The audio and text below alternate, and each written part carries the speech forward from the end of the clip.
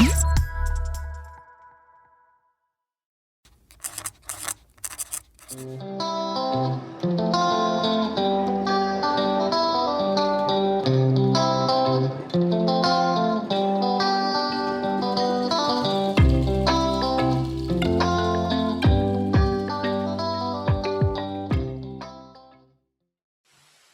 hello everyone, and thank you for joining this learning experience on the impact of excessive social media and technology use on teens, what we can do about it.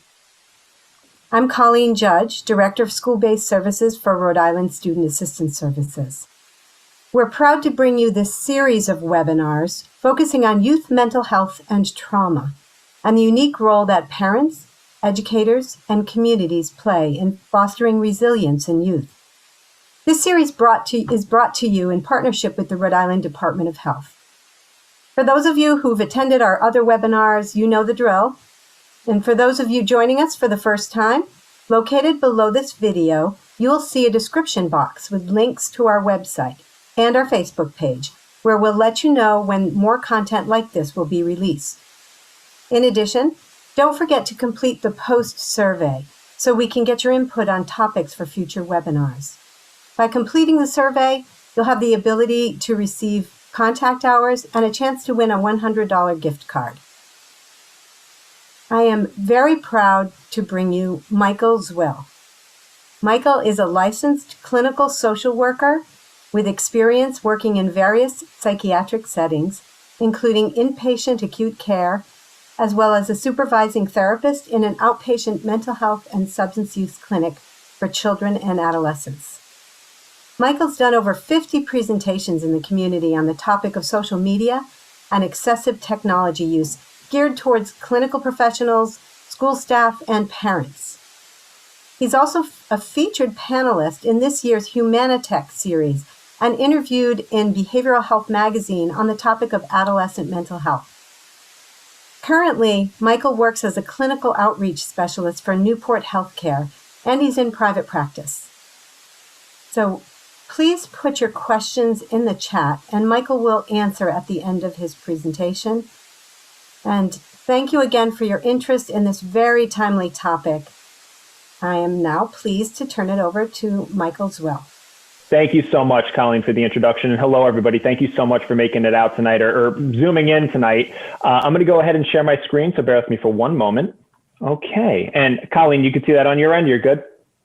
Beautiful. So thank you again, Colleen, for the introduction. And, you definitely kind of laid it out as far as what the purpose of this conversation is tonight. We're going to touch on a bunch of different things. And as Colleen mentioned, I've done this presentation a lot in the past for clinical professionals and parents and kind of, a lot of different disciplines. And one of the things that always came out, because a lot of the presentation was more based on the addictive nature of technology. Why do we continue to be drawn back? Why are adolescents specifically more susceptible or highly susceptible to that quote unquote technology addiction or excessive screen time addiction?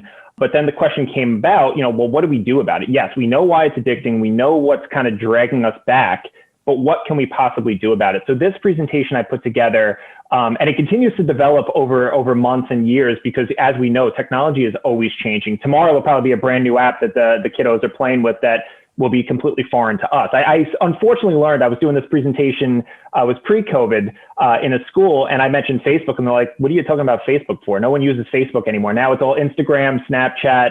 So, this is continuing to evolve, and obviously as parents and clinicians, our way of addressing it and our techniques as far as speaking about the dangers of excessive technology use will continue to change as well, I'm sure. So right off the bat, I like to highlight what we already know, different types of social media. Of course, like I said, when I got laughed at the school, I mentioned Facebook, Instagram, Twitter. A lot of these things are seen as social media, and I added video games into this because, one of the big things we've seen is video games from when I was a child or when you were a child has changed drastically to what video games are now. Like when I was a kid, you were playing, the controller had about 3 buttons. The only person you spoke to was your buddy sitting next to you on your left or right, and you played the game together. Now, things like Fortnite and things of that nature allow us to play with potentially hundreds of different people, and talk to people all around the globe, and the ability to kind of share information and receive information. So this has kind of gone from, in the past, not really being social media per se, to now more of a social media actual platform, and a huge phenomenon as far as excessive screen time. I mean, in the pandemic alone, we saw the arising of esports, and actually people making a very significant amount of money by being very good gamers and becoming pro gamers. I'm actually friends with one of my closest friends who's a pro gamer. And I also added on to this in the presentation something called Finsta. So we'll talk a little bit more about this. I don't know if anybody on this training is familiar with Finsta, but basically what it is a fake Instagram account. So this is actually something, one of the things I love about doing this presentation with adolescents is I learned so much from them.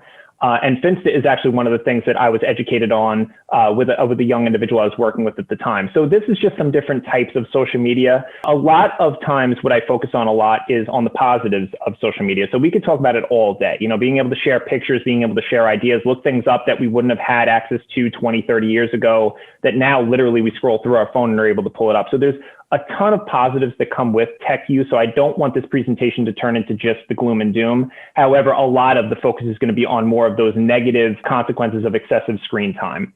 So right off the bat, some of the negative effects that we see specifically with adolescents. We are seeing individuals not learning how to have face-to-face conversations. This is, even more in particular exacerbated over the past year with regards to school, and now kind of going from an in-person learning to more of a virtual learning platform. And still many schools are still on a hybrid or fully virtual type of a setting. So we're seeing individuals not having to learn face-to-face interactions with one another. And the way I kind of equate this is not unlike somebody who goes to the gym. So if I'm going to the gym and I'm working out, I'm continuing to hone in on my craft. I'm continuing to bulk up or develop increased stamina, whatever it is that I'm going with. But as soon as I fall off, as soon as I stop going to the gym, I'll notice, some of that muscle mass I'll start to lose, some of that stamina I'll start to lose. And I kind of chuckle a little bit about it because this is who I am. Like, I'll go to the gym hard for a couple of weeks and all of a sudden I fall off and I notice a difference. This is not unlike conversations and having social skills. When we are taken out of that element, when we are taken away from the need to think on our feet, the need to be able to react in uncomfortable situations, those skills start to suffer a little bit. And especially, like I said, this is different for a 35, 45-year-old adult, to the degree that we've had time to kind of hone in on this and become stronger social interactees, I guess I would say. But adolescents, 9, 10, 11 years old, they haven't really been on the planet all that long. And really in the grand scheme of socializing, don't have the same skill sets as far as social interactions as an adult would. Another thing is having a way to avoid and or work around poor social skills. So again, if I don't like being outside of my home, if I don't like physically being at school, I got a pretty great way to get out of it now. I have the ability to do a hybrid type of a schedule. I have the ability to fully learn virtually. I have the ability to interact with people without leaving the comfort of my own room. We are seeing, and we'll talk a little bit more about this in the presentation as we go on, but we're seeing episodes of increased anxiety. And a lot of this is triggered from that phenomenon of having decreased life satisfaction, playing the comparison games, and body dysmorphia. And there's a big thing now, which many of you might already be familiar with, something called Snapchat dysmorphia. So we've kind of become a culture that it's uncomfortable now taking pictures unless I have a beautiful filter to kind of put over my face or changing the coloring or whatever it might be.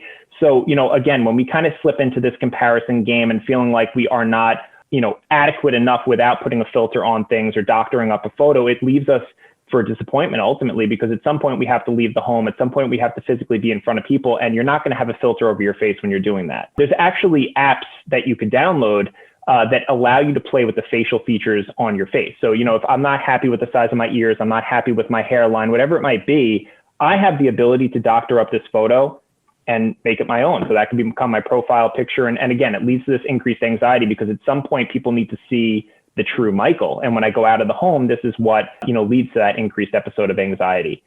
Increased incidence of bullying and more extreme bullying activities. Many of us, I would imagine all of us on this call, are very familiar with the buzzword cyberbullying. So in the past, again, when we were younger, before social media, before smart technology and things like that, we would be at school from 7 to 3 or 8 to 4, whatever your school day is. And if we're dealing with bullying, it's obviously never a positive thing. But if we're dealing with bullying, at some point we get to leave and go home to the solace and the comfort of our own room. So at some point we get to check out for the day. It was a crummy morning. It was a crummy afternoon because I was getting bullied. But you know what? I got the nighttime to kind of chill out and relax. We don't see that anymore. Now people are getting bullied at school, and that continues to follow them home when people are bullying them on different social media type platforms.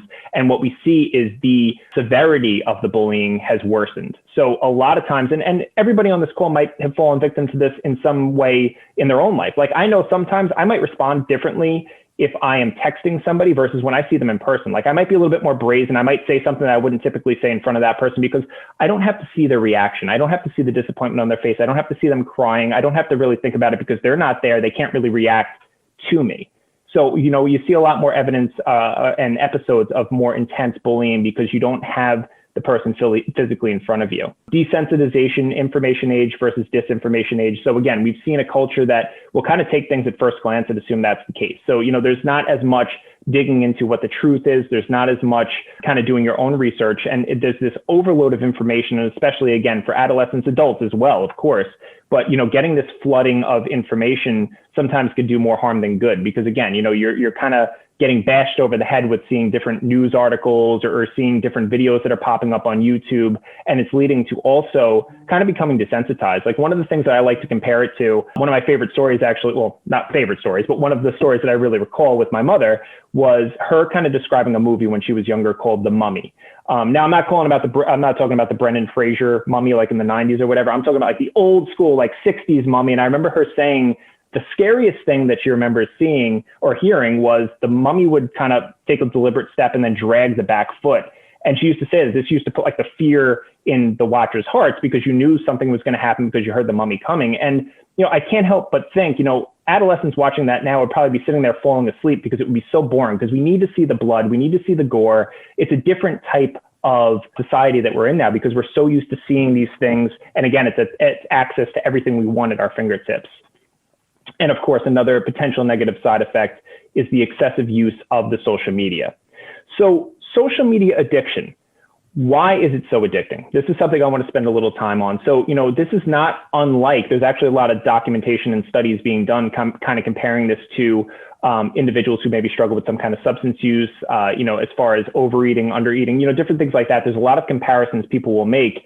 And the addictive potential that comes from social media or just technology in general is it's causing the reward center or the pleasure pathway part of our brain to light up. So this increase in dopamine and the desire to continuously stimulate that part of our brain is very, very intriguing. So if I'm doing something that I'm enjoying, it's making me feel good, it's giving me the response that I want, naturally, I'm going to continue to do it. If I'm doing something and I'm getting a negative response, I might be less likely to do it. But if I'm doing something where, I'm bored of watching YouTube, so now I'm jumping on Instagram, now I'm going to scroll through Twitter, it's kind of awesome in the sense that I'm continuing to feed that part of my brain because anything I want to do, I have access to it at my fingertips.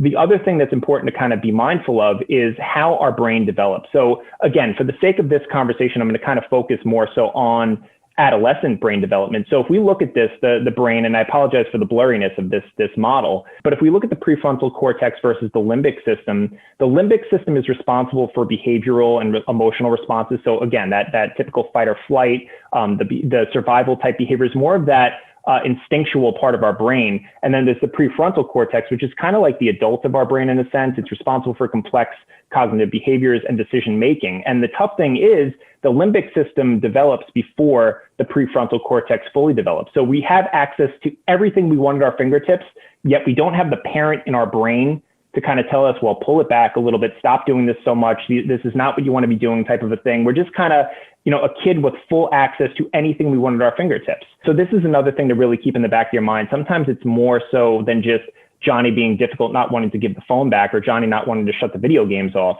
It's more to it than just that. Some of the reasons why adolescents are so susceptible to this is the brain is still developing until around 25 years old. So, the mid-20s, our brain is still fully developing. Again, with that prefrontal cortex, it's still not fully developed. Adolescents also have the tendency to be impulsive. Again, that goes back to the child part of our brain. We kind of want to do what we want in the moment. We don't want to have to think about the consequences. One of the things we see, and unfortunately I've seen all too often, and perhaps some individuals on this training have seen it as well in their own life, is adolescents' tendency to kind of post things like pictures or post comments that come back and bite them. And, in hindsight, they turn around and say, probably shouldn't have done it. Or sometimes, there's not a ton of insight where they turn around and say, I'd probably do it again. But the issue is we throw something out there and we get the response from our peers, we get the response from our parents, and at that point, it's too late. And what I do encourage adolescents to think about, or children to think about, is before you post something, kind of taking a step back and saying, would I be okay if my mom or dad saw this? Would I be okay if my teacher saw this? And if the answer is no, or maybe you're not sure, maybe don't post it. I think it's one of those things where it's important to kind of overthink that. And again, this is one of the things that get adolescents into trouble, because we do have, or they do have the tendency to sometimes be impulsive. There, of course, is that desire for growing social influence and feeling connected. So again, one of those things where, and I'll touch on in the next bullet, that instant gratification versus delayed gratification. With an adolescent, it's tough sometimes to go out there and make friends. Finding people that have similar interests as you, finding people that are into the same activities you are, that takes time. It takes effort. It takes, unfortunately, times that you're getting knocked down. There are going to be those times that you go on play dates and people turn around and say, Michael, I don't want to play with you anymore. You're boring. And, being able to deal with that in the moment is a really, really tough thing for a child. So you think about the desire to feel accepted, where they are at this point where you're kind of starting to break away from your parents. Your whole desire is being socially accepted by peers. Think about something like social media, where there's already a built-in connection platform, in that regard. So I can go on a chat room where the conversation is on whatever, video games, and I could feel like I'm with my best buddies because we all have a shared interest. There's no work being done. I'm going on there and I'm around the company of people that are awesome because we have the same interests. That's a little bit tougher to do in real life because you need to find those people. And again, with adolescents and children in general, there is that instant gratification versus delayed gratification. So again, one of the things I always compare this to, it's interesting, is Guitar Hero. So Guitar Hero was a huge thing when I was younger. I think it came out when I was in like middle school or maybe high school. But Guitar Hero, I always used to crack up because, I would have friends that would play Guitar Hero for like 10 hours a day. Like they would just whip out the Guitar Hero, they'd turn on the video game, and they'd be playing these crazy intricate songs. And I always thought, like, if you put like half that amount of time into like picking up an actual guitar, you'd be touring the world, playing these huge sold out shows. But that wasn't fun because, when you pick up a guitar, you need to learn your scales. My undergraduate was in music education, actually. So I'm well familiar with chords and scales and all that stuff. And it's not fun. You want to get out there, you want to rock, you want to have a blast, you want that instant gratification. So that is what the phone, that is what video games gives us. I don't need to become a hero. I can turn on PlayStation 4 and play as a hero. It's this drive to get everything we want in the moment versus having to necessarily work towards it. And this is something we're seeing, manifest in children, adolescents, and even adults. We do kind of fall victim sometimes to that instant gratification versus that willingness to kind of delay our gratification. So I want to spend a little time talking about its addictive nature. So having access to anything at your fingertips 24/7 is extremely intoxicating and a huge driver for individuals using technology and just social media in general, because nothing ever shuts down. You go to a movie, you go to whatever, you go out to dinner, at some point, you got to go home because the restaurant closes, the movie theater is over, whatever is going on at that time. If you're on YouTube, if you're on Instagram, if you're on anything with regards to technology, you have access to anything at your fingertips for as long as you want. And that's the other big thing too. Social media and just these tech companies are very, very intelligent. A lot of times what they do is they actually hire psychologists because they want to make their content more addicting. So you look at something as simple as YouTube.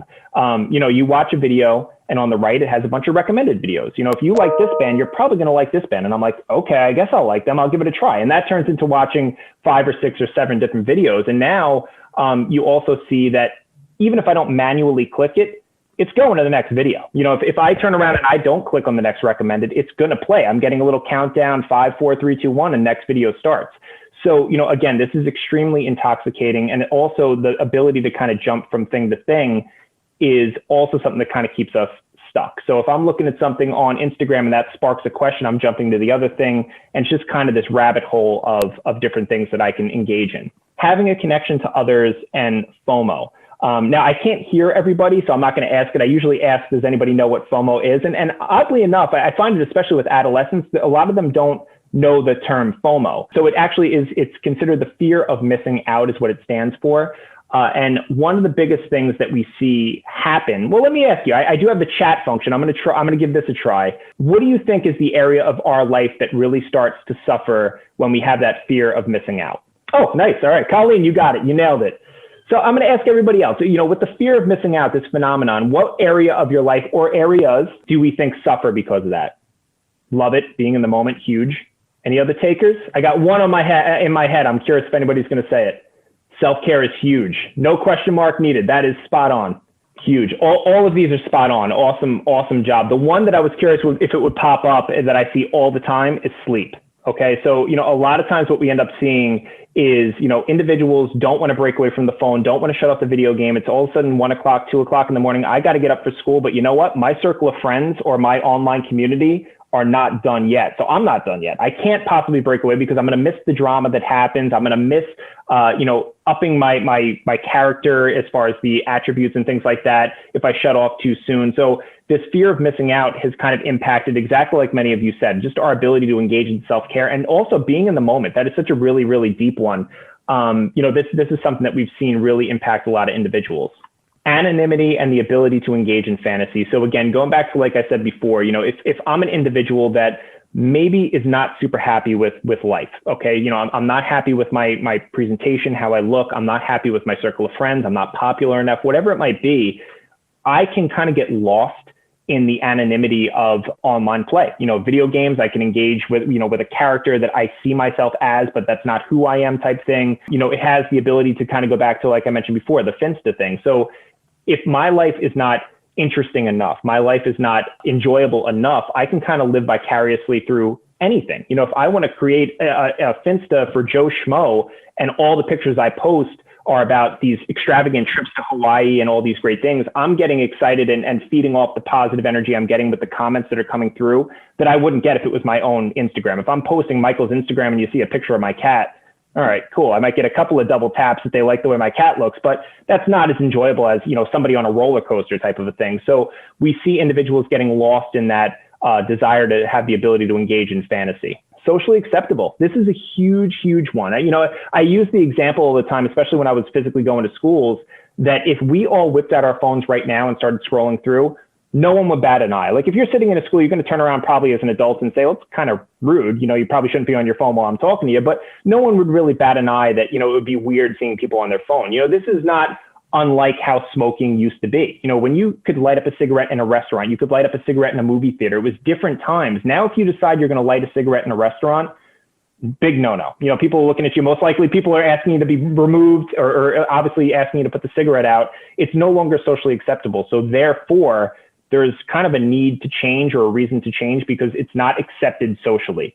Something like technology, video games especially, is becoming more mainstream, even more mainstream than it was. It's multi-billion-dollar industry. Now it's also becoming more, remarkable in the sense that people are doing this as a profession. They're actually talking about a gentleman that I follow that does this professionally as far as research on video game addiction and things of that nature, actually put up that there's actually discussion about this becoming an Olympics, an online Olympics, where individuals who are pro gamers or very well crafted in their online gameplay actually having an Olympics for those individuals. So again, this is a big reason why it's addicting and more so a reason not to break away from it because it is so socially acceptable. One of the things I wanted to highlight is in the DSM-5, and I don't know how many individuals are familiar with the DSM, it stands for Diagnostic and Statistical Manual. It's what clinicians and psychiatrists will use to potentially diagnose somebody. So, when we're looking at things like major depressive disorder or generalized anxiety disorder, you can't just strap a label like that on somebody unless they're meeting the criteria. And typically criteria look like this, not in the sense that they're the same as this, but there's generally a few different bullets where you need to meet 4 or 5 of them for a period of like 6 months is generally what we'll see. So the reason I wanted to highlight this is there's actually in the DSM-5 something called internet gaming disorder. And this is, in quotes I put on the top, a condition warranting more clinical research and experience, which basically says that before they fully strap on that this is a true diagnosis, they want to kind of research a little bit more, see how many people are impacted by this, see how it affects people's life. But the reason I wanted to highlight this is it's enough of a concern to actually end up in a DSM. So this is not just somebody like myself turning around and saying, I think we should throw this in there, let's do it. This goes through rigorous testing and rigorous discussions amongst peers in the clinical world to kind of decide whether or not this should be in the DSM. So the other thing I wanted to highlight is how so many of these things are very similar to what you would see in the DSM as far as substance use related disorders, or there's a bigger parallel with also gambling addiction. So again, that instant gratification and those intermittent rewards, one of the things that pops up very often is If we allow a person to kind of gamble or play video games and they continuously win, there's less of motivation to want to use it. What people actually come back for is when they win a couple, lose a few, and then all of a sudden they win another one. So those intermittent rewards keep people glued because it's always that game of, well, this could be the time. If I'm sitting there and every single time I pull the slot machine, I win, it'd probably be pretty awesome. But at some point I'm going to get up and walk away because it gets a little boring. If I pull it 3 times and lose and all of a sudden I hit on the 4th time, I'm staying because you know what? I'm going to win again. Not all tech use is necessarily a problem. So one of the things I wanted to highlight is, when should I be concerned? So a lot of times I talk to parents, I'll talk to peers of mine that will turn around and say, well, my son is playing video games 4 hours a day. Is it necessarily a problem? Well, we could turn around and say 4 hours a day is a pretty good amount of time. Probably people on here are smiling saying 4 hours is nothing. If you're playing video games, sometimes you're starting at like 7 o'clock and you're playing till like 2 o'clock in the morning. But is it necessarily a problem? So some of the things to be mindful of, worsening hygiene, is somebody refusing to come out of their room? They're not taking care of themselves, where this is unlike their previous presentation. So somebody who is engaging in video games, sometimes, especially in the world we're in with regards to COVID, 4 hours may not be an issue because, in a perfect world, Johnny might be outside playing football for 3 hours and only gaming for 1, but now he can't physically go out with his friends. So the next best thing is I'm going to play video games. So that might not necessarily be a problem for him. But now if Johnny's used to playing video games, maybe 2 or 3 hours a day, all of a sudden that goes up to 5 hours a day. And now he's completely fallen off with regards to taking care of himself.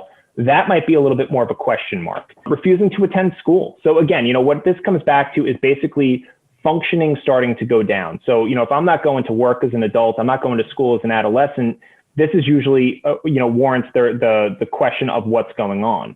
Decreased interest in offline activities. So again, if I'm used to playing video games and having a great time doing that, and nothing else seems to interest me as far as sports that maybe I used to be into or going out with friends, this is again when we should kind of take a step back and say, is this gaming or is this tech use becoming more of a concern than we thought? Increased irritability when asked to disconnect or shut down devices. That's something we're going to talk more about because a lot of times what I've seen in my own practice and just my own experience is parents will kind of turn around and say, that's it, we're done, I'm taking the video games away. And that results in the child being brought to the emergency department because they had such a huge blow up that they're breaking things, they're screaming, they become aggressive. So there's ways to have these conversations that we're going to talk more about. Continued use despite negative consequences at home, school, work, and or in relationships, and preoccupation with online experiences even when offline. So this is a big thing as well. When we're broken away from it as far as the games or just technology in general, we're still preoccupied with it. There's actually a phenomenon for individuals that are into like coding and things like that, where they'll sit there and they'll continue to tap their fingers because they're so used to the feel of the keyboard that this is almost like a muscle memory type of a thing where they'll start playing around with it. So again, preoccupation with online experiences, even when offline. So having these having these conversations with my child. So one of the things I wanted to show you, I'm going to pull up a video that I think this individual highlights it very well. Bear with me for 1 second. Solving a problem means, what does it look like? It basically consists of 3 steps. Step number 1, I call the empathy. So that's something I think that gentleman, and he's a psychologist, and I'm blanking on his name now, I apologize, but I think he describes having these conversations with your child very well, and he kind of highlights the different types of behaviors we see in adolescence. And this goes back to what I said before, having a plan before we kind of turn around and say, I'm taking your phone away, I'm taking the video games away, because there's different ways to do it that are going to kind of help prevent that situation from escalating to something that's a little bit more of a concern. So engaging in collaborative problem solving by allowing the adolescent to be a part of the discussion. So a lot of times what we end up slipping into as adults when we're trying to reduce the amount of time an individual is spending on video games or technology is we want to turn around and say, look, you know what? I know you want to play, but I don't care. I'm the parent. What I say goes, you're done.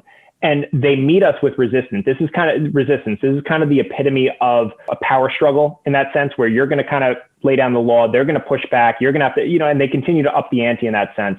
Whereas maybe what would work for this particular individual is more of the collaborative problem solving. So being able to turn around, hearing where they're coming from, and especially more so now than ever.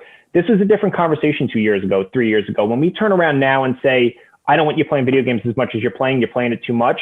The response is most likely going to be, well, Mom, Dad, I used to go outside and play with my friends. I can't go outside and play with my friends now. So what do you want me to do? What else can I possibly do? And you're kind of sitting there like, good point. So I think, sometimes hearing where they're coming from before you give your 2 cents goes a long way, because what you might hear from the adolescent, what you might hear from the child is, this is my only way to socialize. This is tough making friends right now. There's no activities, there's no clubs going on. So this is my ability to connect. Cool. Okay. I hear where you're coming from.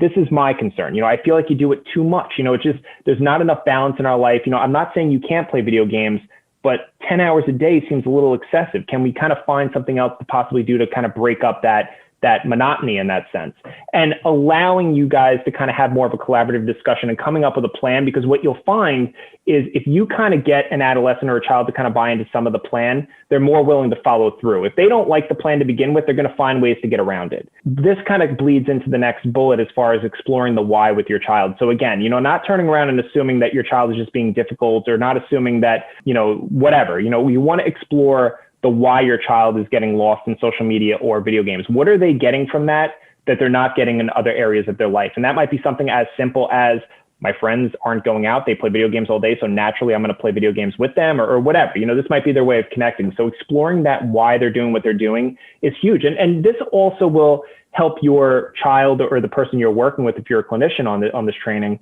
the ability to kind of give you their 2 cents and explore a little bit deeper in themselves. Sometimes we do things just because we feel like we should, or we're just so used to doing it that we don't think about why we're doing it. So this is a little bit more of a thoughtful question for the person who might be engaging in excessive tech use as well. Not waiting until we're in crisis mode.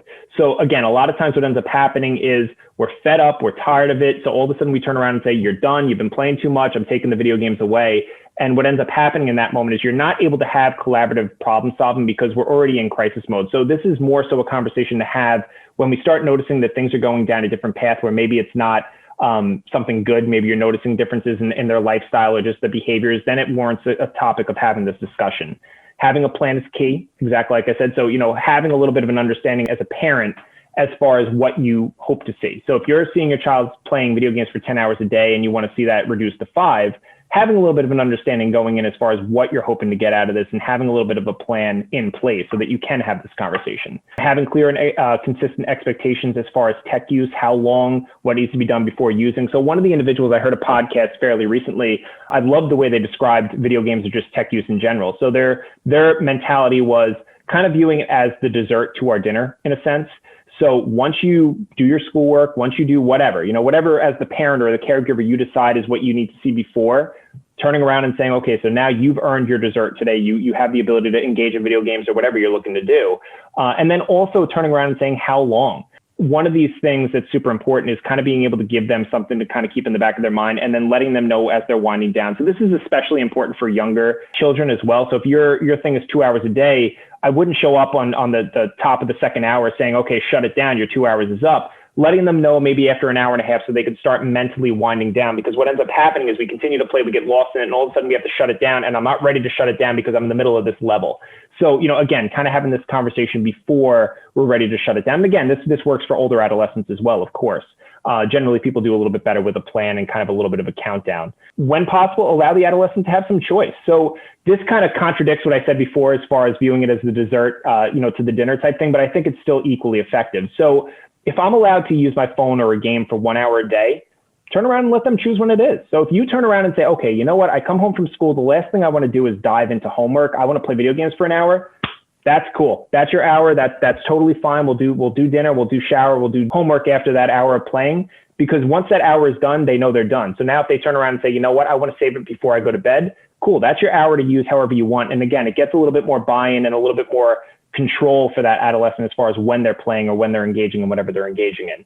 And remembering to be empathetic and refocusing on the why. So one of the things I wanted to highlight is the do's and don'ts of what I would recommend. So do encourage your child to get involved in different things. So again, this is a different world. This is more relevant, I guess, pre-COVID per se, but there's still different things we could do. I mean, ultimately the word of the day is balance. So different things that they can engage in, because what's super important is not trying to get rid of a behavior without something positive to fill that void. So a lot of times we see this in substance use. So people will self-medicate with things like marijuana, alcohol, whatever your drug of choice is, because it's filling some kind of void for them. So if we turn around and try and get Michael to stop using as much alcohol or using marijuana, but you don't give me something else to help cope with the feelings I'm feeling, I'm going back to what I know best. So, somebody who's used to playing video games, used to going on their phone when they're feeling anxious or whatever they're feeling, it's kind of tough to turn around and say, I want you to stop using that when that's the thing that's making me feel good. So again, encouraging your child to get involved in other things to develop a little bit more of a balance. Explore if perhaps there needs to be a modification to the child's IEP. This is something I like to mention, especially I see this a lot in private practice as far as individuals struggling with the virtual learning versus the in-person learning. And I mean this more so coming from the lens of sometimes with the virtual learning, there can be a lot of distractions. So you might slip into a different tab when you're supposed to be focusing on English homework, or you might be slipping into a video game when you should be focusing on science. So different things like this, you want to kind of help the person have that ticket to success in a sense, versus kind of letting them continue down a road where it's clearly not enough support for them. Because again, that temptation to slip onto YouTube or start playing on Instagram sometimes can be a little bit overwhelming. Do encourage a wind down time at night. So again, like I was talking about before, giving a little bit of a countdown, doing less stimulating things before bed. So, if I'm starting my video games at 10 o'clock at night, probably not going to end well because I'm going to get sucked into the social component. I'm going to get into the game that I'm playing. So it's important to kind of have a little bit of a wind down where maybe you're breaking from video games at like 9 o'clock and then doing things that'll kind of bring you down a little bit. So taking maybe a warm shower, having a little tea before bed, whatever it might be for that particular person. Have a technology curfew. One of the things that I loved, again, another podcast that I thought was really great was kind of where they focused on, you wouldn't allow your child to kind of go in a questionable part of town at 2 o'clock in the morning. So why are you letting them use their phone at 2 o'clock in the morning? So again, I think a lot of times we feel as parents, caregivers, as, whoever we are in that child's life, that we kind of feel like they should be able to play it. Like, we feel bad setting limits because this is their way of kind of socializing or whatever. But, there needs to be some kind of a limit on that.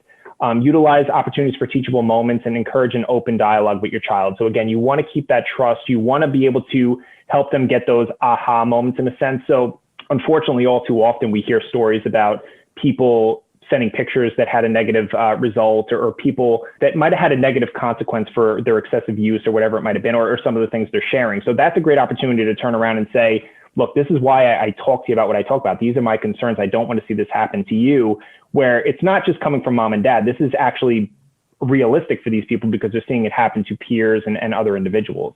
Try to put yourself in your child's shoes. So again, kind of going back to that why, being a little bit more empathetic and model the behaviors you want to see. I can't tell you how many times, the expectation is no phones at the dinner table. After dinner, I want to sit down and we're just going to relax as a family and watch TV, no phones. And then all of a sudden mom and dad take out their phone because something comes up with work. So it's one of those important things to kind of practice what we preach as well. Again, kind of, negating some of the things I just spoke about and reiterating some of the things I already spoke about in the presentation earlier.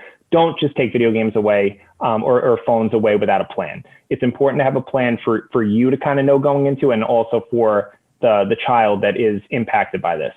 Set unrealistic goals and expectations. We don't want to do that. So again, going back to my example before, if Johnny's used to playing video games for 10 hours a day or using his phone for 10 hours a day, and we want him to use one, that's a pretty drastic change. So maybe the goal is not unlike medication. If you're taking a medication 5 milligrams, maybe completely coming off that medication could have adverse side effects. So you want to go from 5 to 4 to 3. So kind of gradually bringing it down. So think that way when you're talking about video games and tech use in general. If you're used to playing for 5 hours a day, maybe the goal is 1. Maybe starting 5, bring it down to 4 and down to 3 and so on.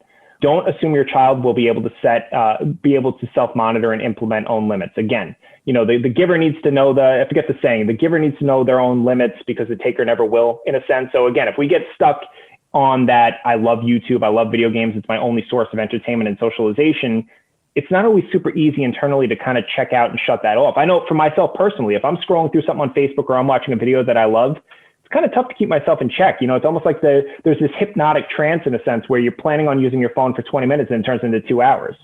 Don't trust your child any more than you should at that age. So again, usually the rebuttal from an adolescent is, you don't trust me. Why don't you trust me? And it's not that you don't trust them.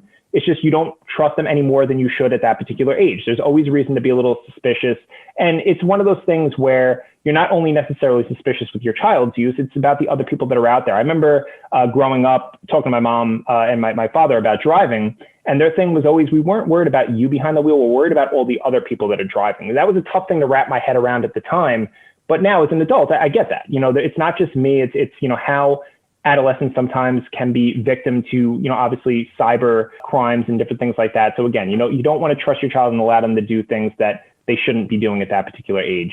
And don't assume change is going to happen overnight. That is a huge important thing about being realistic in our expectations.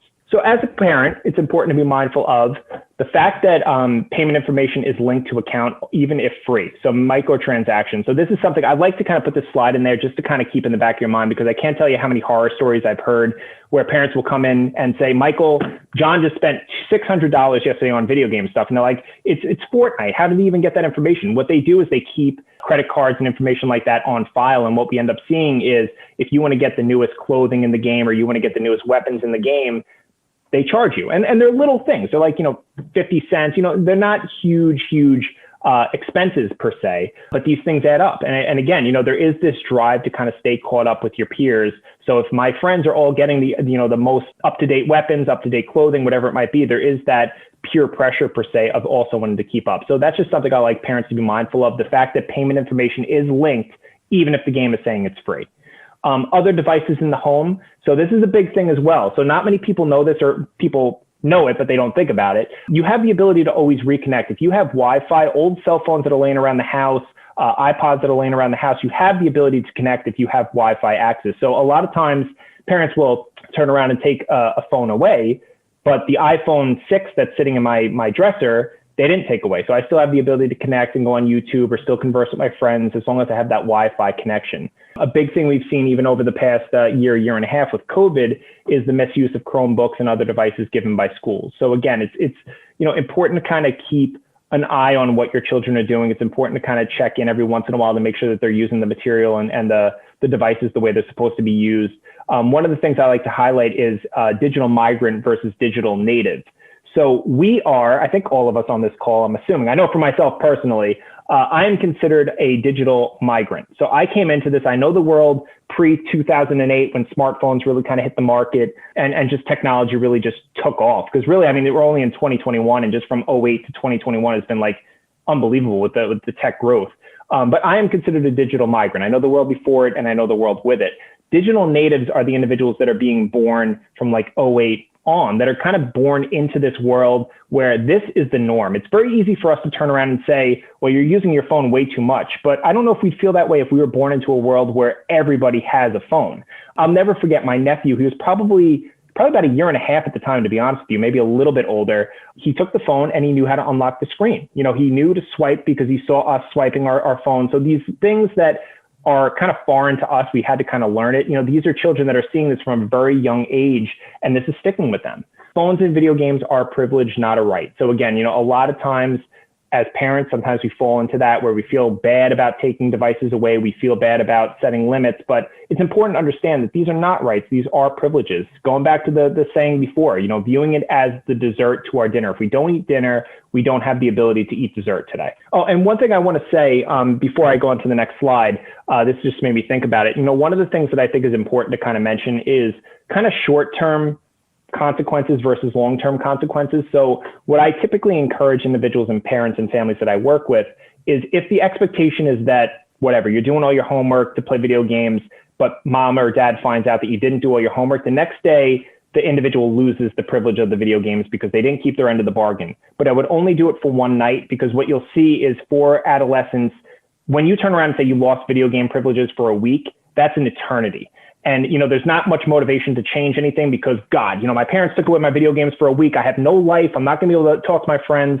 And it's kind of like this catastrophizing type of a situation. So what I encourage families to do a lot of times, and I've had positive success with it, is turning around and taking it away for the one night with the ability for that adolescent to rebound the next day. So it's not a forever thing. You lost it tonight. This was part of the agreement. You knew the deal. But you have the ability to do what you got to do to get them back tomorrow. Okay, cool. That's something more realistic. I'm pissed I can't play it tonight, but I'm going to turn it around so I can get my video game privileges tomorrow. So just something I like to kind of sprinkle in there, that's something that sometimes works very well for adolescents versus turning around and saying you lost your video game privileges or your phone privileges for a full week. So I wanted to kind of open it up for questions if any individuals had questions. The last couple of things are more, and of course, Colleen and Cindy, of course, you're more than welcome to share this with families or individuals that are on this if they'd like. These are just some additional videos and some kind of topics, kind of on this topic of excessive tech use that I think are really great. This one actually in particular kind of gives a list of like 100 different things that are kind of not tech related that you could do as a child or an adolescent. So they're kind of like just additional thoughts of how to kind of fill that void with positive stuff as opposed to just being glued to the video games. I had a question about, there are some folks online. I know there was one gentleman, he's kind of a life coach. I think he calls himself the Healthy Gamer. Oh, cool. Right? And I was wondering what your opinion is of people like that. They're trying to coach young people who are addicted to video games. Yeah, I mean, I think, to a certain degree, the more the merrier in a sense. I think the nice thing about that is I would imagine it kind of focuses more on the other aspects of life. So the coaching as far as breaking away from that and kind of maybe doing other things in life that might be enjoyable versus somebody like a therapist might be focused on more of the reasons we're using it type thing. So I think the nice thing is not unlike like a psychiatrist and a therapist. A psychiatrist focus is going to be on, medication and things of that nature. And a therapist is going to kind of focus through a different lens. So I think sometimes when you have a few hands in the pot, sometimes it's not a great thing, but I think in this situation, it's nice to have different perspectives. And we do have a question. Sure. How do you speak to parents about their own overuse of screens?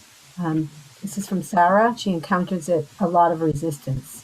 Yeah, that's a really, really good question. So I don't know, Sarah, and I can answer it both ways. I don't know if you mean like for yourself specifically, like an adult in general, or just parents of individuals that you might be working with where you're talking to them about their own overuse. But going back to, like I said before, I think it's super important to model the behaviors that we're looking for. So again, I think it's very easy sometimes to fall victim to, well, you're the kid, I'm the adult, so I can use it, but you can't.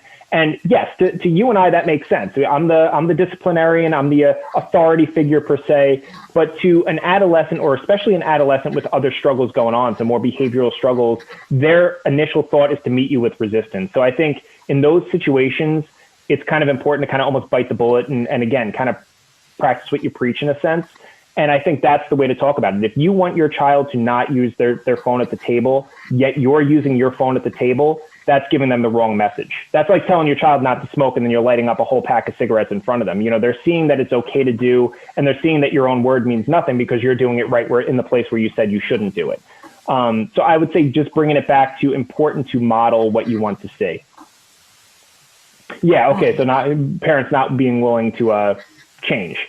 It's one of those things where, again, I'd be curious to know why they are, and not to turn it back on them. I'd be very curious. I know we've become a population where we work 24/7 because we don't shut things off. So I'd be curious, are they using it more leisurely? Are they using it because they're working an insane amount of hours?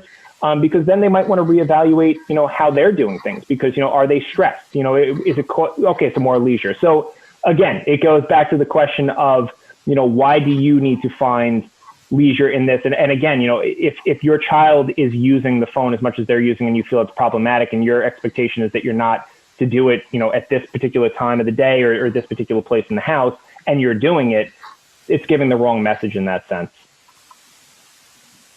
And Stephanie has her hand raised. Sure. And just so you know, before you say what you were going to say, Stephanie, I'm putting my number in there again. I typed it in wrong, so I apologize.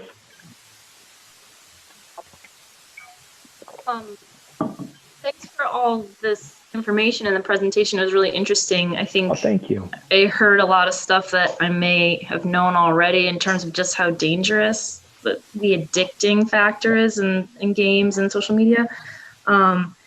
So I'm kind of coming at this, I'm on the school committee in Newport.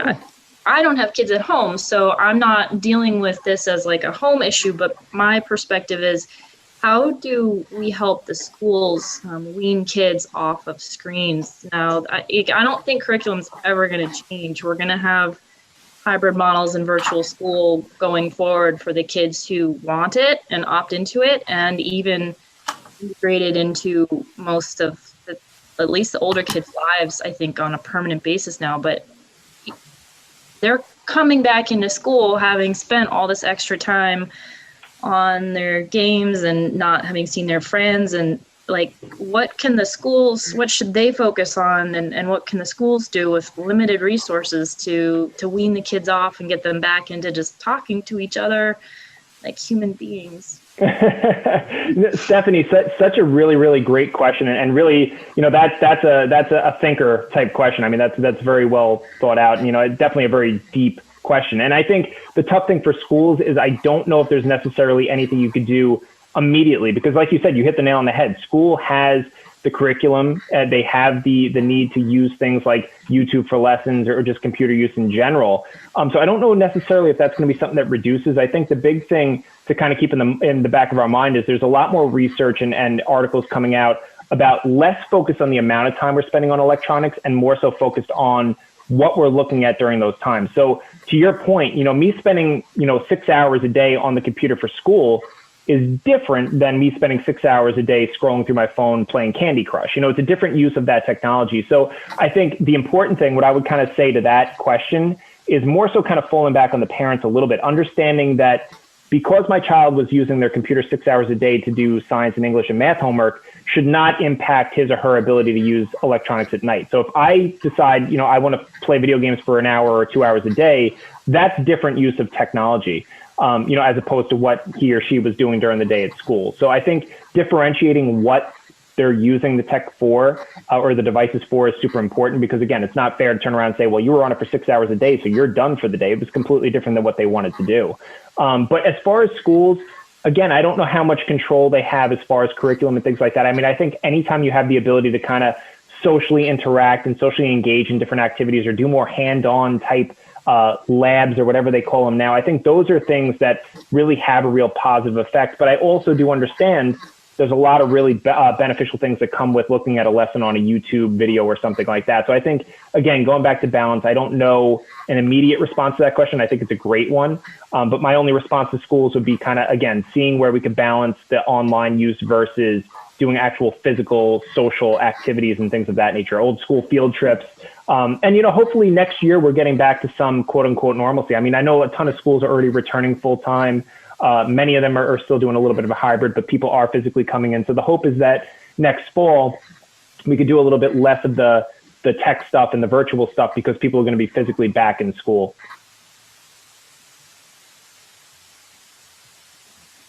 Yes, bring back the field. My name's Astrid. Hey, Ashton, how are you? I'm really great, really doing well. It makes me think about, in a way, when you take your dog-to-dog training, it's really about training the human to do things differently.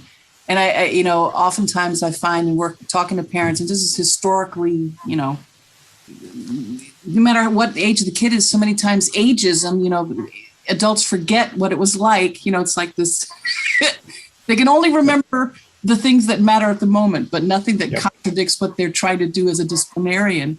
And, when Sarah was asking that, I thought, back to the old time, getting to know you icebreakers, like at summer camp, the corny old icebreakers, getting the kids to just be there and standing in front of each other.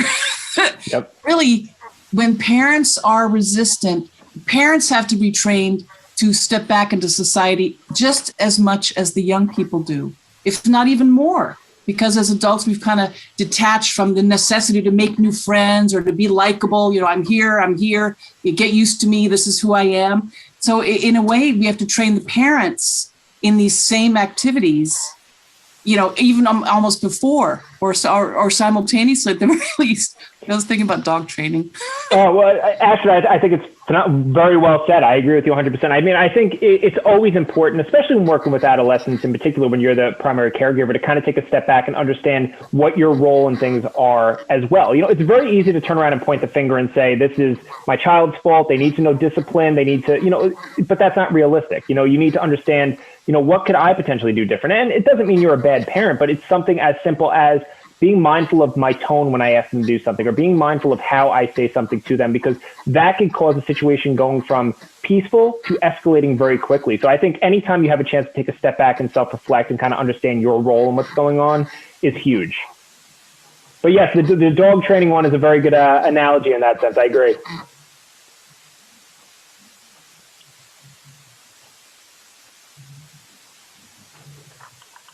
Any other questions? And like I said, Colleen, if somebody maybe has a question that pops up and they think about it afterwards, I mean, I'm more than happy if you want to email me or give me a buzz. I mean, I love talking about this stuff, so definitely don't feel like you can't. And I know sometimes, I mean, myself included, I'll go to events and I'm like, oh, I should have asked that. I completely forgot. So please, don't hesitate if anything pops up to reach out. Well, thank you very much. Thanks to everyone for attending. Thank you very much, Michael, for your wisdom. Oh, my pleasure. And we are very happy to have you as a resource. Oh, my pleasure, Colleen. Thank you so much. And thank you, everybody, for coming. Bye-bye. Thanks for setting this up. Wonderful, always professional development. It's just great. Keep shining your light out there, everybody. Oh.